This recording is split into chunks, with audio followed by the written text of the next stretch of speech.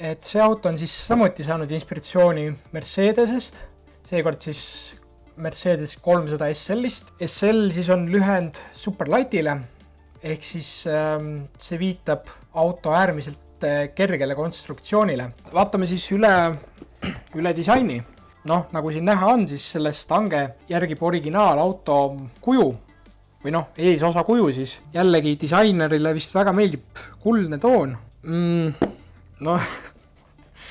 See, kes selle karbi kokku pani, oleks võinud natukene seda rooliratast siin keerata, et see ei ole lihtsalt rooliratas, see on Mercedese logo. Kui te seda kokku panete, et pange ta õiget pidi. Aga jah, siin on kojamehed olemas, jah, antenn, aga vaatame võib-olla natuke, mis siin tagaküljel on.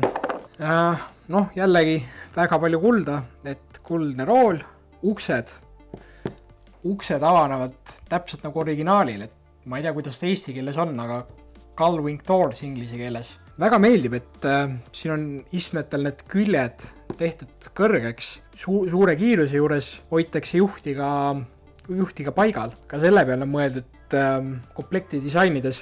Kapott käib lahti, siin on näha ka mootorit. Mis mulle sellest tegelikult veel enam meeldib, on tagavararatas. Mulle tekitab see natuke rohkem tunde, et see ongi kellegi päris auto ja keegi kuhugi sõidab ja tuleb ka meelde see, kuidas ma talvel 20-kraadise külmaga tagavararatast alla panin. Minu arust sellised väiksed detailid on väga olulised. Võtame siis viimase ette.